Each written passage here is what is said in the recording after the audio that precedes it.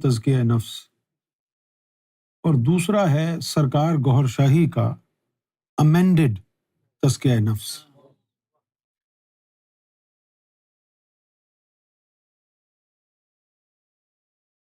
تو عام جو تصوف میں تزکیہ نفس ہے اس میں انانیت کے بت کو نہیں توڑا جاتا، لیکن جو سرکار کرتے ہیں اس میں انانیت کے بت کو پاش پاش کرتے ہیں، انا کے۔ مجھے معلوم ہے جو آپ لوگوں کو نہیں ہوا، آپ کے انا کے بت ویسے کے ویسے ہیں۔ جب مصیبت پڑے گی، ایک طرف مشن کی اوپر مصیبت، ایک طرف آپ پر، تو آپ اپنی مصیبت کے بارے میں سوچیں گے، مشن کو بھول جائیں گے اس بت، انانیت کے بت کی وجہ سے۔ وہ جو انانیت کے بت کو توڑا جاتا ہے نا، اس میں ایمان کا خطرہ ہوتا ہے، کیونکہ اس میں اتنی سختی ہے اور اس کے اندر اتنی یعنی لا علمیت ہے، بندے کو یہ نہیں پتہ ہوتا کہ یہ امتحان ہو رہا ہے۔ اس کو گستاخ، مردود، مرتد، ان تمام کیفیات سے گزرتا ہے۔ وہ دیکھتا ہے کہ اس نے کیا کیا ہے، ہوتا وہ لطیفہ نفس شیطان کا ہے نمائندہ، لیکن جب وہ مرشد کو، رسول اللہ کو، اللہ کو جھٹلاتا ہے تو انسان یہ سمجھتا ہے کہ میں نے جھٹلایا ہے، میں گستاخ اور مردود ہو گیا ہوں۔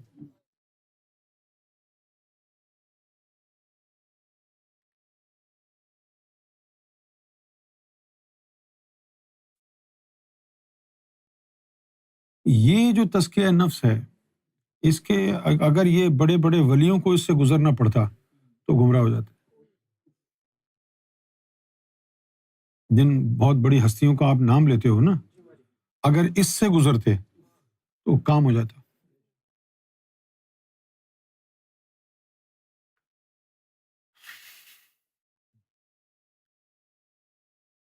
پھر اس کی نظر، جب اس کے انانیت کا بت ہی ٹوٹ جاتا ہے،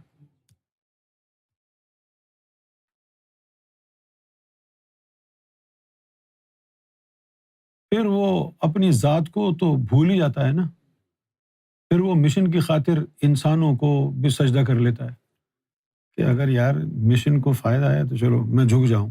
انانیت کا مسئلہ نہیں بن سکتا اس کے ساتھ، ایسے ایسے مقامات پر وہ سہ لیتا ہے کہ جہاں آپ کہتے ہیں نہیں یار سب چیز گئی بھاڑ میں، یہ تو میں ٹالریٹ نہیں کر سکتا، آپ یہ کہیں گے، لیکن اس کے لیے مسئلہ نہیں ہوتا ہے کیونکہ اس کے انانیت کا بت ہی ٹوٹ چکا ہوتا ہے، اب اس کی انا ہے ہی نہیں۔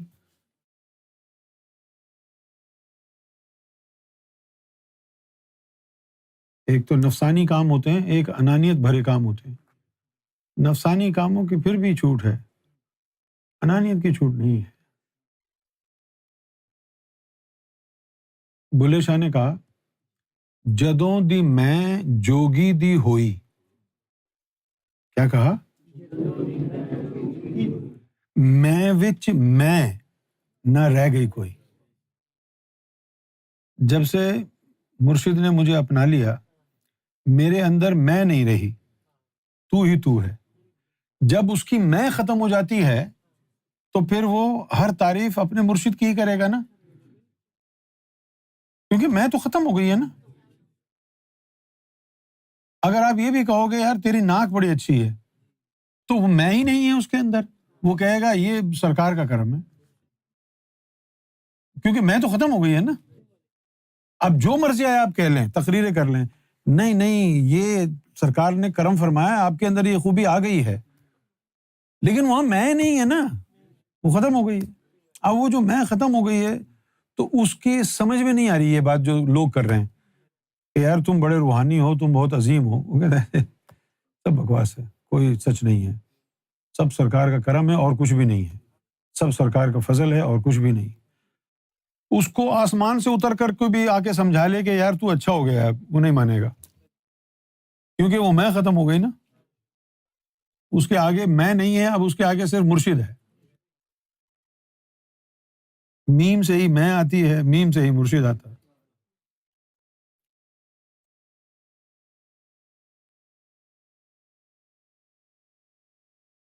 یہ بھی میں ہے.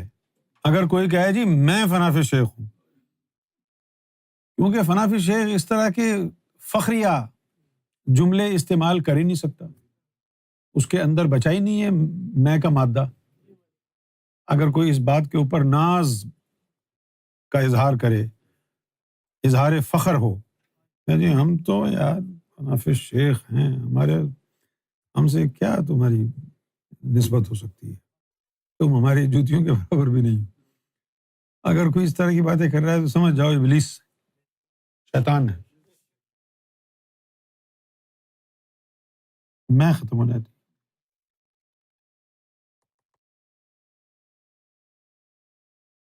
بڑا عجیب و غریب ہو جاتا ہے. ہاں، یعنی جو اس کو جان سے مارنے چاہتے ہیں اس کے دل میں ان کے لیے بھی ہمدردی رہتی ہے. جو اس کو دن رات ذلیل اور رسوا کرتے ہیں اس کے دل میں ان کے لیے بھی ہمدردی رہتی ہے. جو یہ کہتے ہیں کہ بھئی اس کو جیل میں بند کرا دیں کہ اس نے ہمیں مارنے کا پلان کر رہا ہے، ذلیل اور رسوا کر دیں زمانے بھر میں، پھر بھی اس کے دل میں ان کے لیے رحم رہتا ہے کہ یار اس نے کھانا کھایا نہیں کھایا، اس کے پاس پیسے ویسے ہیں کہ نہیں ہیں. میں نہیں رہی نا. اب لوگ اس کو مشکوک نگاہ سے بھی دیکھ سکتے ہیں کہ یار پتہ نہیں یہ دماغ خراب ہے ان کا، کیا ہو گیا یہ، پتہ نہیں کیسے. پھر لوگ یہ سمجھتے ہیں کہ کوئی چکر ہوگا ان کا، کوئی ڈر ہوگا ان کو، خوف ہوگا کسی بات کا. لیکن ڈر اور خوف کیا ہوگا یار اس کو، ہیں؟ ایک آدمی اللہ تعالیٰ کو مخاطب ہو کر اعتراض کر رہا ہے اور انسان سے ڈرتا ہے وہ. بتاؤ، ایک آدمی اللہ کو مخاطب ہو کے اعتراض کر رہا ہے کہ بھائی یہ کیا کیا تم، اور تمہارا گمان یہ ہے کہ وہ کسی انسان سے ڈرتا ہوگا. تو انتہائی درجے کی بیوقوفی ہے نا. لیکن اس کا حال یہی ہو جاتا ہے، کسی کے لیے بغض نہیں آتا اس کے دل میں، کسی سے نفرت نہیں کر سکتا وہ، اس میں وہ مادہ ہی نہیں رہا، کسی سے نفرت نہیں کرتا، کسی سے بھی نہیں.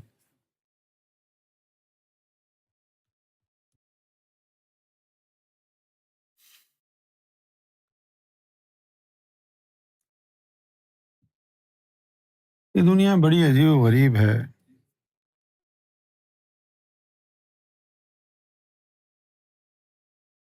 اب چند دنوں پہلے ہمارے بہت پیارے بھائی ہیں، عامر بھائی، پاکستان میں رہتے ہیں، رشتہ دار ہیں، ان کے گھر میں ایک حادثہ ہو گیا، بچہ جو ہے جاں بحق ہو گیا. کیا والدین کے دل پہ گزری ہوگی.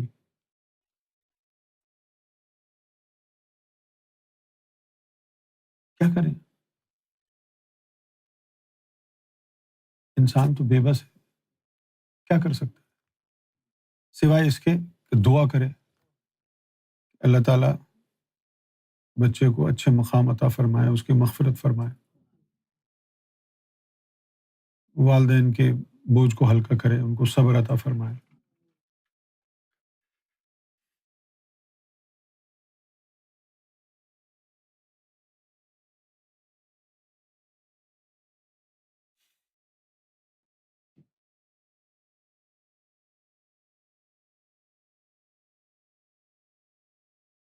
انسان کے اندر نفس سے بھی زیادہ جو غلاظت بھری چیز ہے وہ اس کی انا ہے. انا. اچھا مسئلہ یہ ہے، بہت کم بہت کم صوفی حضرات خودداری اور انانیت میں تمیز کرنے کے قابل ہوتے ہیں.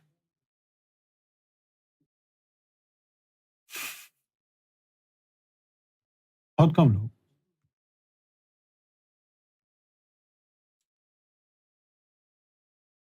کسی سے مدد نہ لینا دو چیزوں کی بنیاد پر ہو سکتا ہے، یا تو انانیت یا خودداری. انانیت کیوں کہیں گے کہ کوئی انسان کوئی نبی ولی بھی ایسا نہیں ہے جس کو کسی کی مدد کی ضرورت نہ پڑے. تو قانون قدرتی یہی ہے، ایک دوسرے کی مدد سے ہم چلتے ہیں. غلط تو نہیں کہہ رہا؟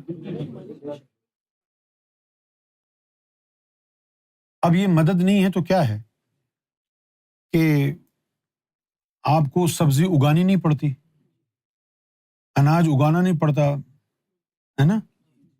گوشت کھانے کے لیے آپ کو بکرا کاٹنا نہیں پڑتا، ہے نا؟ نائی کے پاس جا کے آپ ہیئر کٹ کرا لیتے ہیں، آپ کو کرنا نہیں پڑتا، ہے نا؟ آپ کے وجود میں کوئی نقص آ جائے، گردے میں پتھری آ جائے، دل کی بیماری ہو جائے، آپ تو اپنا آپریشن نہیں کر سکتے، سرجن ہیں وہ کر لیتے ہیں، ہم تو سو جاتے ہیں بے ہوشی کی دوا کھا کے. تو یہ سب مدد کے اوپر چل رہی ہے نا دنیا. ہم؟ یہ مدد کے اوپر چل رہی ہے نا، یا نہیں چل رہی؟ یا تو انسان غور نہیں کرتا، وہ جاہل ہوتا ہے اپنے اطراف سے. جب جاہل ہوتا ہے تو اسے پتہ نہیں ہوتا کہ یہ ہم سب مدد کی بنیاد پر چل رہے ہیں. اب جیسے جاہل وہابی ہیں، کہتے ہیں کہ کوئی مدد، صرف اللہ سے مدد مانگو. آپ کے گردے میں پتھری چلی جائے، اللہ سے مدد مانگو، ہاسپٹل نہ جاؤ. ہم؟ ختنہ کرنی ہو خود ہی کینچی سے پکڑ کے کاٹ لو. یہ تو جہالت کی بات ہے. تو جب یہ طے ہے کہ دنیا کا نظام باہمی مدد پر چل رہا ہے، تو پھر اگر کوئی کہے کہ میں نے کسی کی مدد نہیں لوں گا، تو دو چیزوں کی بنیاد پر ہوگا. یا تو انانیت، انا پرست ہے وہ. انا پرست کیوں کہیں گے؟ جب دنیا کا نظام مدد پر چل رہا ہے تو کیوں اس کو اپنی انا کا مسئلہ بنا رہا ہے کہ میری کوئی مدد کرے گا تو میری عزت کیا رہ جائے گی؟ میری کوئی مدد کرے گا تو میری عزت کیا؟ اسی بنیادی فلسفے کے تحت لوگ اپنے برے حالات افشا نہیں کرتے، چادر ڈال کے رکھتے ہیں سفید پوشی کی. بھلے سچویشن جو ہے وہ ہینڈ ٹو ماؤتھ ہو، لیکن لوگوں کے سامنے اللہ کا بڑا شکر، بس گزار بہترین چل رہا ہے، سب بہتر ہے. اور ایک ایک بال ان کا قرضے میں اٹا ہوا. یہ انانیت. تو یا تو انانیت کی وجہ سے آدمی مدد نہیں قبول کرے گا کہ اگر میں نے کہہ دیا کہ مجھے مدد ہے تو میرا بھرم سارا ٹوٹ جائے گا، لوگ تو مجھے اتنا قابل سمجھتے ہیں، اتنا امیر سمجھتے ہیں. تو یا تو انانیت کی وجہ سے وہ مدد، ہاں نہیں، یہ کہے گا ہی نہیں کہ مجھے مدد کی ضرورت ہے، قبول تو باڑ میں گیا.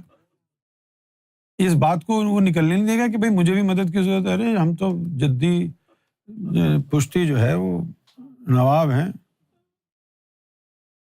اور سارا پیسہ لٹا دیا نوابی شوق میں.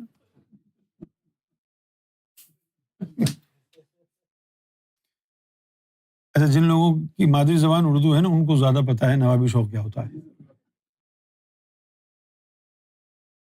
آپ لوگوں کو کیا پتا، بندر کیا جانے ادرک کا مزہ. تو یا تو انانیت کی بنیاد پر وہ مدد نہیں مانگے گا کسی سے، یا پھر خودداری. لیکن ان دونوں میں بڑا سا باریک سا فرق ہے.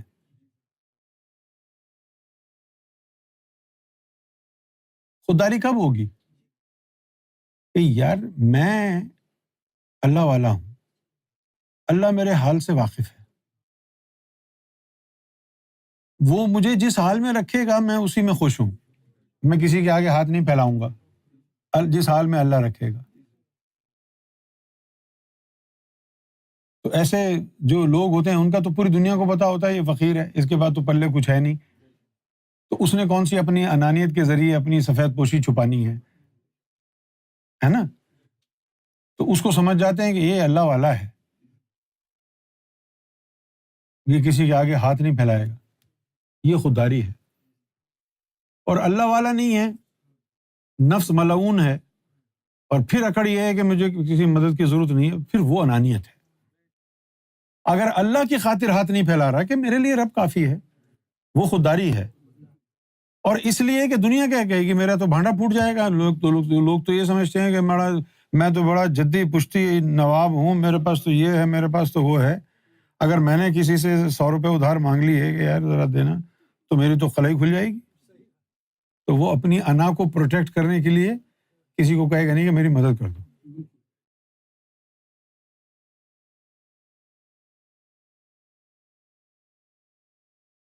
اور یہ انانیت جو ہے، انا کے بت کو پاش کرنا، یہ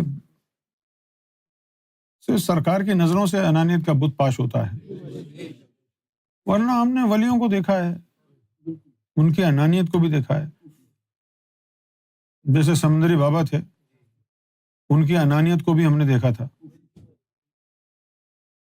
اسی طرح یہ پیر کاکی تاڑ تھا، لاہور میں ہیرا منڈی میں بیٹھتا تھا، اس کی حرامی پن کو بھی، اس کی انانیت کو بھی ہم نے دیکھا تھا.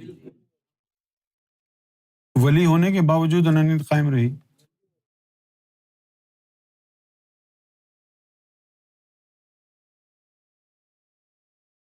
سب سے بڑا فضل جو ہے وہ یہ ہے، مرشد کی نظر سے آپ کی انا کا جو بت ہے وہ پاش ہو جائے. وہی ہے برائی کی جڑ.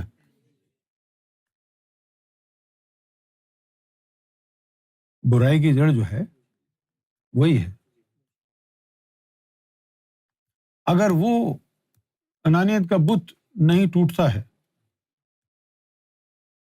تو گوہر کسی پر بھروسہ بھی نہیں کرے گا، اپنی ذات کا گوشہ کسی کے حوالے نہیں کرے گا جب تک کہ اس کے انانیت کو، بت کو پاش نہیں کر دے. اور جب انانیت کا بت پاش ہوتا ہے تو وہ مرشد کھنگال کے سب کچھ دکھا دیتا ہے، تجھے تیرے اندر کیا ہے، تو کون ہے،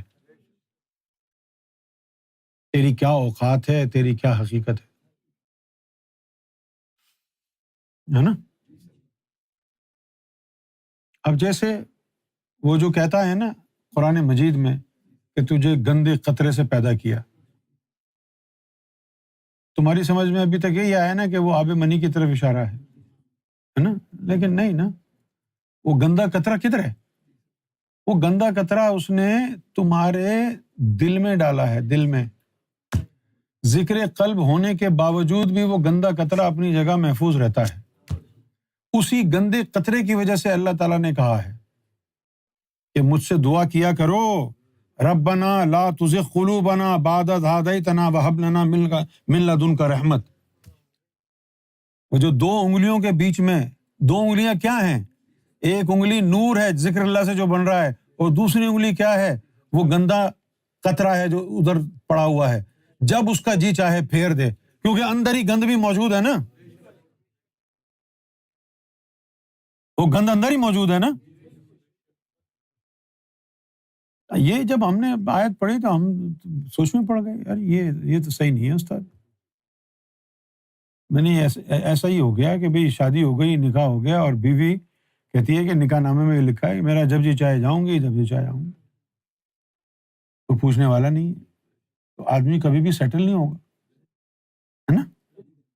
اب ذکر قلب چلنے کے باوجود بھی اگر تلوار لٹکی رہے اور اللہ تعالیٰ یہ فرمائے کہ یہ دعا کرو، ربنا، اے ہمارے رب، لا تزغ قلوبنا، ہمارے قلوب کو ہدایت سے پھیر نہ دینا، بعد از ہدیتنا، ہدایت ملنے کے بعد ہمارے قلب کو ہدایت سے گمراہی کی طرف نہ پھیر دینا. وَهَبْ لَنَا مِن لَدُنْكَ رحمت، اپنی طرف سے خاص ہم پر کرم فرمائیں. وہ وَهَبْ لَنَا مِن لَدُنْكَ رحمت، وہ خاص جو اس کی طرف سے رحمت ہے، وہ کیا ہے؟ کہ وہ گندا قطرہ نکل جائے، انانیت کا بت پاش ہو جائے. وہ ہے خاص رب کی طرف سے رحمت. کیونکہ جب وہ ہو گیا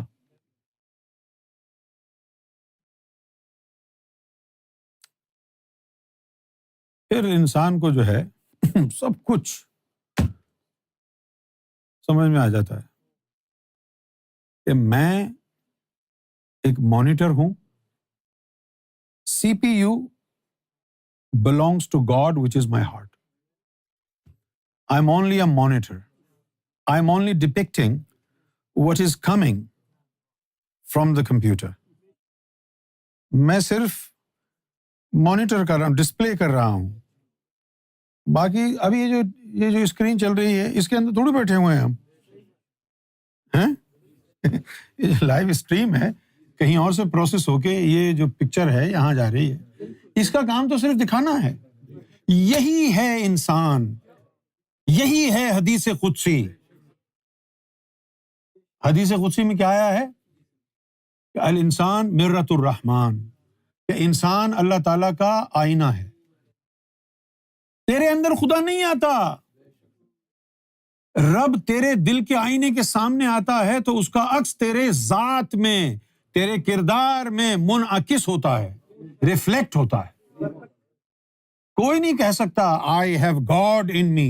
God doesn't live in human heart. God will only reflect in the mirror of human heart. الانسان مرآۃ الرحمن، یہی مطلب ہے اس کا. تو بخدا ہم کو بھی جب یہ پتہ چلا ہے کہ ہم ایک ٹوٹی پھوٹی ایک اسکرین ہے جس میں سرکار کے جلوے سرکار مانیٹر کر رہے ہیں، اب وہ کیا اس کو مانیٹر کو کیا فخر ہوگا اس بات پہ؟ وہ تو یہی سمجھے گا بھی کرم ہے، شکر ہے کہ میری اسکرین استعمال ہو رہی ہے. کوئی بہتر پکسل والی مشین آ جائے گی تو وہ بھی استعمال کر سکتے ہیں، وہ ہے نا بھائی. جیسے آپ اپڈیٹ کرتے رہتے ہیں.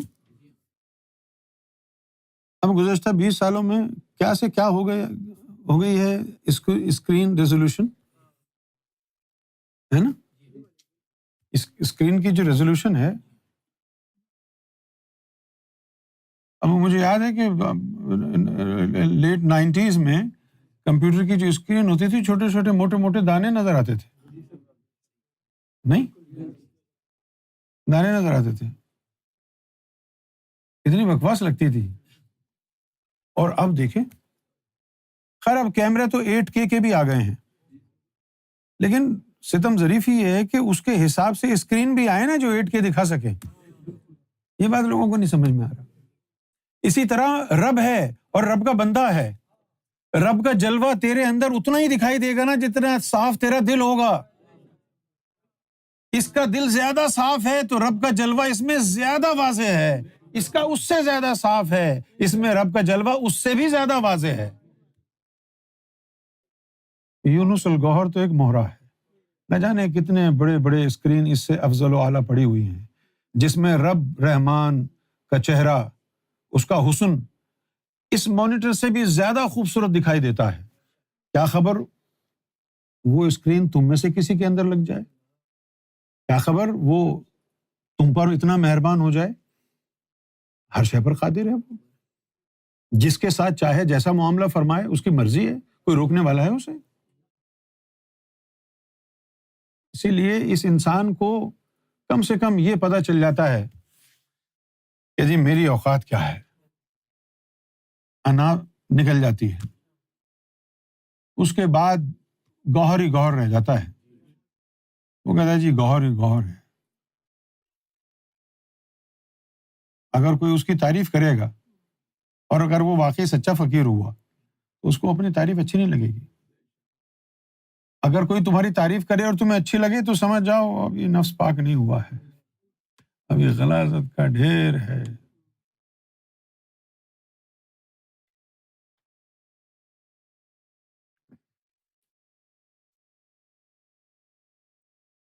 کیوں بھائی جو میں نے بات کہی ہے ابھی سمجھ میں آئی ہے؟